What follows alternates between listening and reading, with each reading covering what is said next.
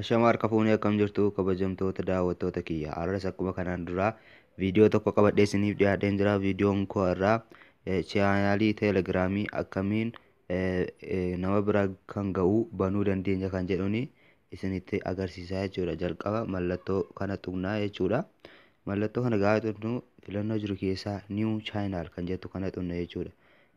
Niiw chaanaal kan jettu kana gaafa tuqnu jalqaba irratti maqaa chaanaalii keenyaa nu gaafataa jechuudha.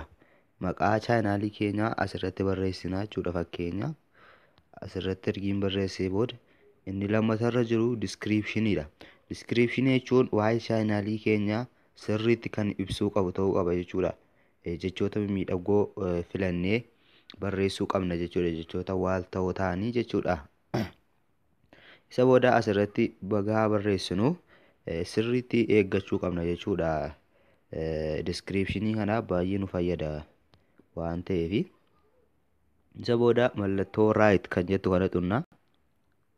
Isa booda akkuma agartanii nu dhiyaata jechuudha. Paabliik chaanaal or piraayiveet chaanaal salphaatti akka nama bira nu ga'u gochuuf dirqama paabliik chaanaal kan jettu kanarra jira waan ta'eef asitti permaanent liink kan jettu kana barreessuu qabna jechuudha.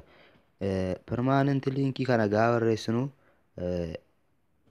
qubee xixiqqaa fayyadamuu qabna jechuudha. Fakkeenyaafan haala kanaan barreessaa jechuudha. Check gochaara.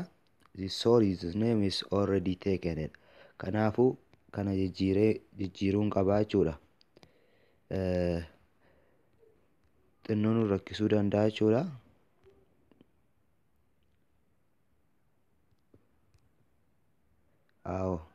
Oromummaa jedheera available. Kanaafuu kun sirrii ta'edha jechuudha. Isinis akkasuma waan chaanaalii keessanii wajjin wal qabatu barreessitu jechuudha. Isa booda mallattoo kana tuqnaa jechuudha. Akkuma agartan akka namatti add goonuu gaafata. Add member nama tokkoyyuu waan hin qabneef yoo barbaadnes namatti dabaluu dandeenya. Yoo isinis namni kan biraayyuu akka salphaatti add itti nuuf gochuu danda'a jechuudha. Salphaatti nama bira ga'a waan ta'eef chaanaaliin kun kanaafuu akkuma agartan utuu nama tokko ittiin dabalin namni tokko galeeraa jechuudha. Garuu nama tokko ittiin dabalee akkasuma nama boota baay'ee bira ga'ee jira jechuudha. Gatii paabliik ta'ee fi hordoftoota hedduu horachuu dandeenya jechuudha daawwattoota kiyya. Haaluma kanaan akkasitti yoo banattan milkaa'uu dandeessu. Nama biratti fudhatama guddaa argachuu dandeessu jedha daawwattoota kiyya. Viidiyoo koo har'aa asuma irratti xumura.